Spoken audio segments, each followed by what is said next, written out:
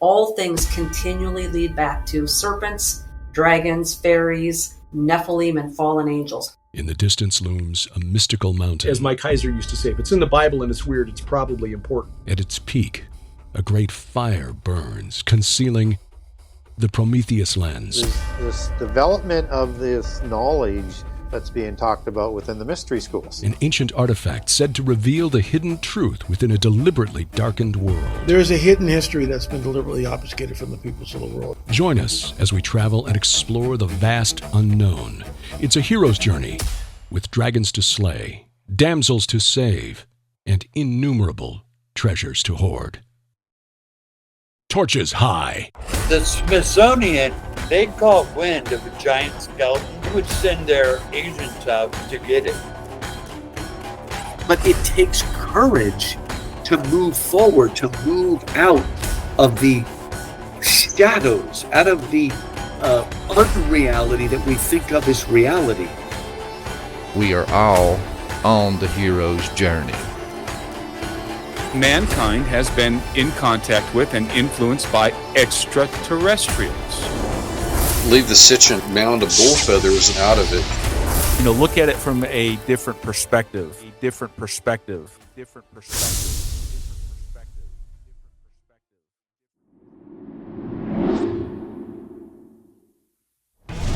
What's happening and what is up?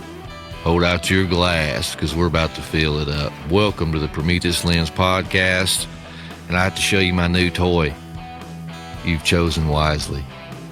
I had to do that just at least once. That was the whole holy grail there, man. But now, welcome to the Prometheus Lens podcast. I'm your host, Justin, and today I have another person that wanted to come out and talk about their experiences that they've had. I recently reached out to a guy. His name was Nick, and I'm sure you guys are familiar with the episode, the Baphomet. And had a gentleman that listened to that episode and reached out to me on Facebook and said that, you know, he had a lot of experiences and he wanted to share his experience and some of his testimony with us. So I decided to bring him on.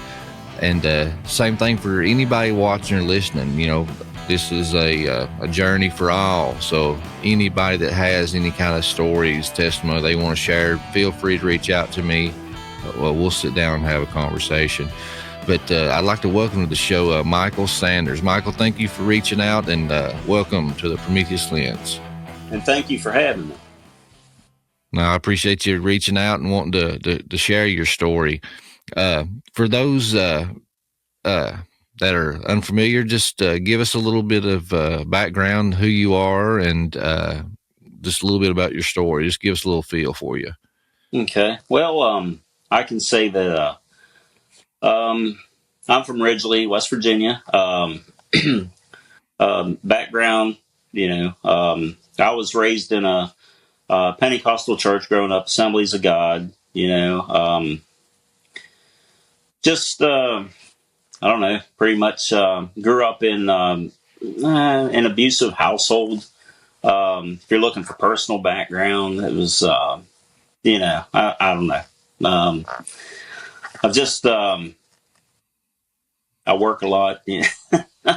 I don't know. You're a 9-to-5 knuckle dragger. I'm married. I have actually 5 kids. Got 5 kids. Got you know, a little one with my wife now, and you know, I've got 4 that's about grown. So, but yeah, that's pretty much it's pretty much about me. You know, I just work and you know, love the Lord. You know, and just do my best, man. That's about it. Yeah.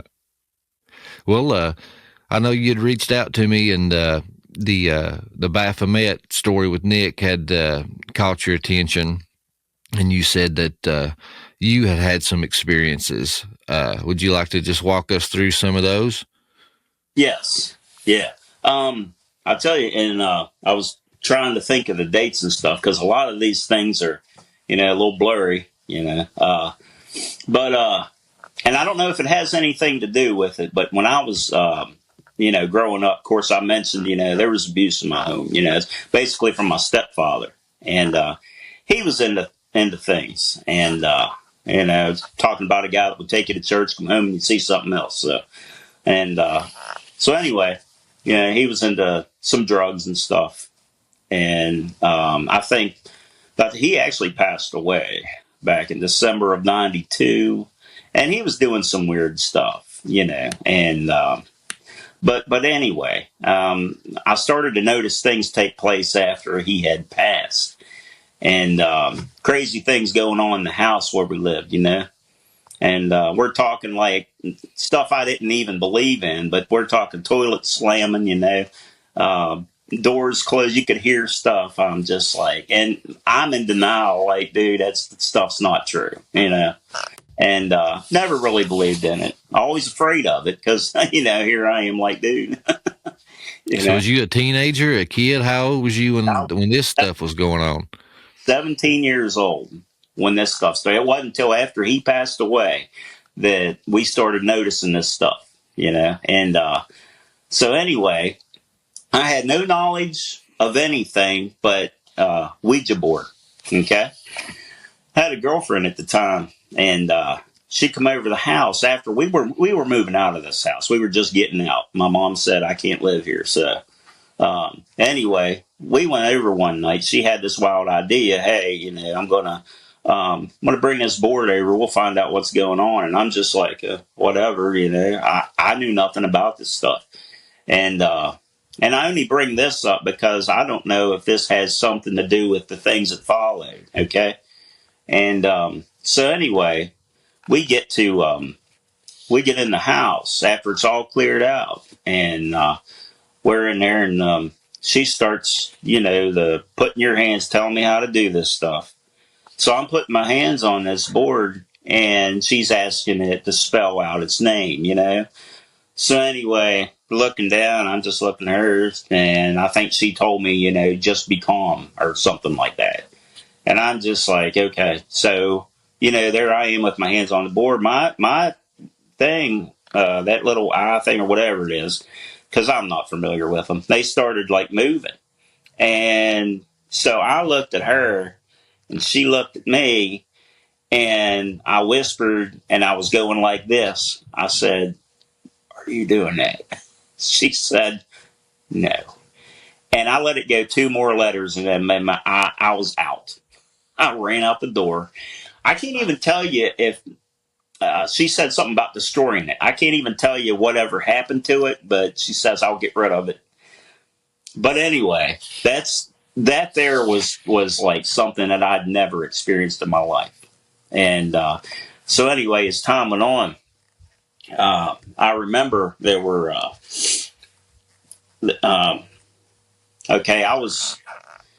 Let's see, go a couple. I'm sorry, I bounce around. I'm a little ADHD, but you're in good company.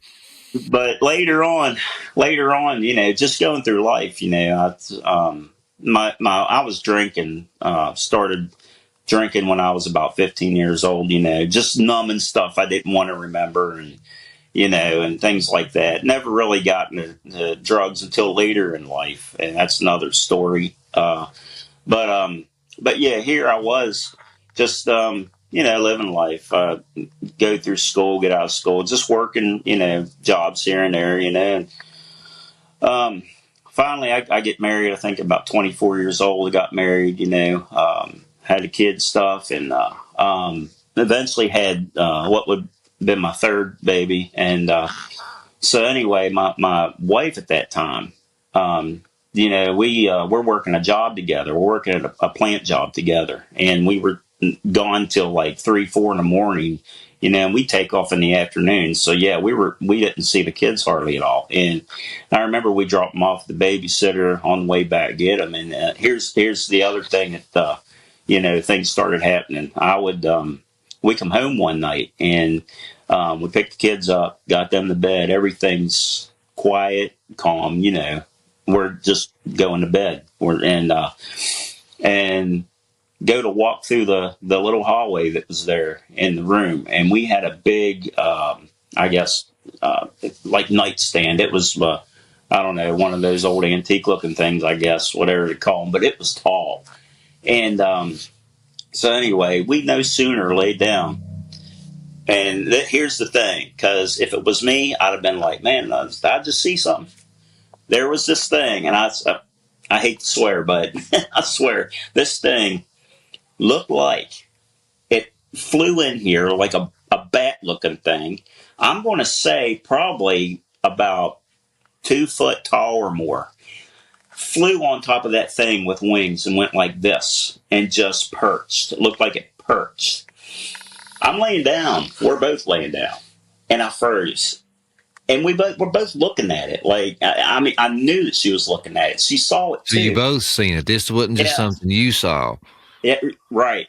I looked over with just kind of inching over there. I said, "Do you see that?" And she's like, "Yeah." Honestly, I don't remember after that. She don't remember after that.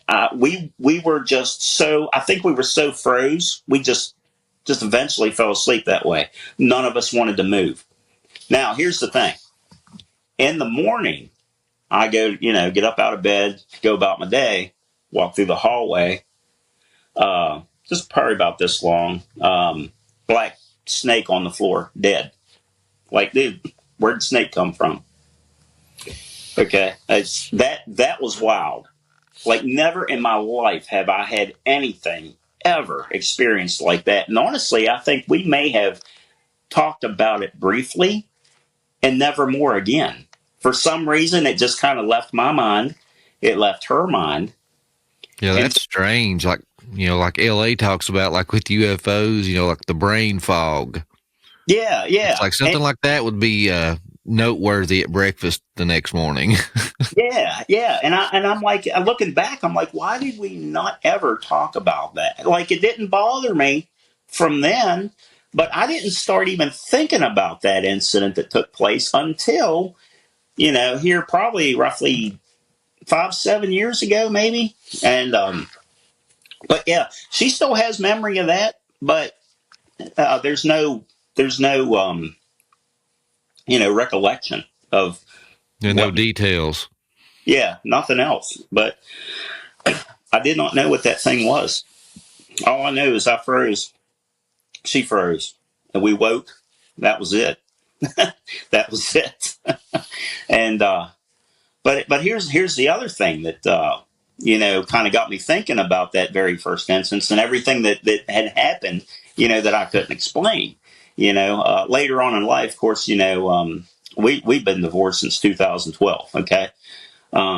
Here I am. I relocated, probably 20 some miles up the road. I was working a, job and, I got an apartment over that way and, my kids were growing, they were getting to be teenagers and stuff. And, I got an apartment, 2-bedroom. I wanted my kids over, when I could. And, cause there was some distance there. So, but anyway, I get over there and here's, I want to throw this in here cause it might, help to make sense. But, the only place I could find around there that actually could find at the time with 2-bedroom was above a bar. Okay. For me, that was perfect, like, yeah, cause that's what I was, like I said, I mean, I was an alcoholic and I never missed work, but I was functional. But anyway, I'm over there and, I'd have the kids over on weekends when they didn't have school. And I remember, I started to hear stuff. I had brought, my niece, my sister, having problems with her. Yeah, I'll take her, Well, here, I didn't know much about her life other than, she was messing around with pills, boys, and weed, whatever, and I told her. Teenager stuff. Yeah. Rebellious teenager stuff. Exactly. And I told her, I said, you are welcome to stay here. I said, I said, I don't want anybody in this place. I don't want anything in this place. Of course, there's always a smell of weed in there. And, and I warned her about it. But I didn't know she was into Ouija boards. She was into all kinds of stuff that I started finding out when she was there. So And I'm not saying this was because she was there, but things didn't start happening until she was there. I would come home from work. She'd be out wherever, hey, you coming home? Because if you're not, I'm locking up. I got to work, that kind of thing. So eventually she moved out, found a guy, went with them, moved out, but during that time I started seeing, when I turned the lights off at night and I'd be laying there, and I never ever saw this stuff before. But I started seeing these bright things that my one daughter said was an orb. She said, "Dad, that's looks like orbs, and they just be, floating here and there." And that's the other thing. I've had witnesses to this stuff because I used to think I was maybe I should get checked out, but not knowing. And I would hear in the kitchen, in the sink, I would hear, from the bedroom, I would hear what sounded like somebody dumped silverware in the sink, and just random times I'd hear somebody do this with it. And it would be loud. And the thing is, it didn't bother me. I think I was more focused in my addiction at the time, where it didn't freak me out anymore. You know what I mean? Just one of those things where, oh, well, it's here it goes again, and I just got used to it. And on the light switch, when you walk into my place, there was engraved. It looked like somebody engraved a goat's foot. It looked like a goat's foot. It's the shape of it. And my kids come over, and I told them, I said, check this out. Like, it literally just appeared there. The thing disappeared later on, but there was a goat's foot. And my oldest boy, looked, and he says, Dad, he said, that is a goat's foot. Because I didn't know what it was. I knew what it looked like, and I'm like, are you for real? Yeah, and, the kids were kind of freaked out. Like, at night, they started seeing this stuff. And they would hear this, I call them the forks. They'd hear the forks going at night. And, I mean, it literally started to get to my daughters like, dude, Dad, I don't know about coming back over like this. It'd scare them to death. And I felt bad. Like, man, I don't know, is this stuff even real? Like, I knew they seen it, How old were your kids during this time? Let's see. Caitlin would have been, I think, 14. I think Kirsten was 7. Yeah, because they were 7 years apart. So, but yeah, Kirsten was 7 years old. Katie was 14. Let's see. Christian, yeah, he was just a year older than her. But yeah, they started to get scared to death about this stuff, to where they were sleeping with me when they come over. And I told her, I said, man, I don't know what to do other than, Destiny, I have talked to her if she could, find a place to go or something. I don't know what's going on. I didn't know. I was new at this stuff. And so anyway, she leaves. And I think the day or the next day she actually left for good, that goat's foot disappeared. I brought the kids over to see it too. I was like, I'm telling you, you're safe. I said, I'm telling you. But we didn't hear no forks going. We didn't see no orbs. There was no phenomena unexplained. There was nothing. After your niece left? After she left. But here's the kicker. It left from underneath the light switch, because it looked like it was on a drywall wall, and it was just engraved. And it just left like nothing was ever there. My son walked out when he was over. He walked out and he looked down the hall. And down the hall, a guy lived there or something. There was a doormat out front. Well, out from that doormat, there was that goat's foot. Out from that doormat. My son says, Dad. And he was like, Dad, you have to see this. I come out there and I walked down. I was like, oh my God. I just kind of threw my hands up like, man, I don't know. And it stayed in that carpet. But if anyone has ever experienced anything like that, I would hope that they maybe reach out to me or let me know if they have, because, man, I've never had that stuff happen. Ever. I don't even know what that was. I don't know what kind of message that would have been. I don't know.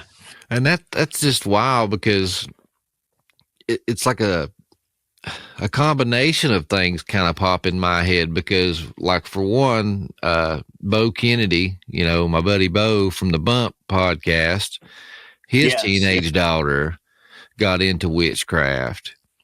And he started having all this stuff. He started having nightmares. He said, at night, he said he would have like spiders crawling over him and, just all this different stuff going on. And then once his daughter moved out, he took over her bedroom as like a recording studio. So he started cleaning everything out. And that's when he started finding, Ouija boards and crystals and spells and curses written out on paper, and that she was basically venerating Lilith. What's happening? What's up? Hold out your glass, because we're about to fill it up. I always said that I would never bow to any corporate sponsor. But hey, rest assured, this ain't corporate. Kevlar Joe's Coffee Company, been a sponsor of my show, the Dick Bible Podcast. They've come on board with the Prometheus lens. I'm here to tell you guys, if you like good, bold, smooth finish coffee, check these guys out. I'm a personal customer, been that way for quite some time now. The breakfast blend, real good for the morning, but then you got, for your hardcore guys that like their coffee with a little bit of legs, they have the Flightline Joe. I'm telling you, ladies, don't drink this because it's going to put hair on your chest. But no, guys, if you want to help sponsor the show, help keep the lights on, go on over to KevlarJoes.com, check out their stuff, see what blend you like. He's got several to choose from. Hey guys, if you enjoyed that episode, I encourage you to head on over to PrometheusLensPodcast.com and sign up for our All Access Pass. It's $10 a month. It comes out to 33 cents a day. It gets you 48-hour early access to all episodes, members-only episodes, access to the private community, and that comes with monthly Q&As and member chats. So we talk with authors and other great speakers, and you guys get to ask them your questions every single month. We also offer a smaller tier package that is just $4 a month, and with that gets you access to the 48-hour early access, the monthly chats, and the Q&As. The only thing that does not get you is the members only episodes like the one you just saw. But if you enjoyed that, head on over and sign up. It's quick, it's easy, and get access to not only this episode that you just saw, but many, many other great exclusive content. Torches high.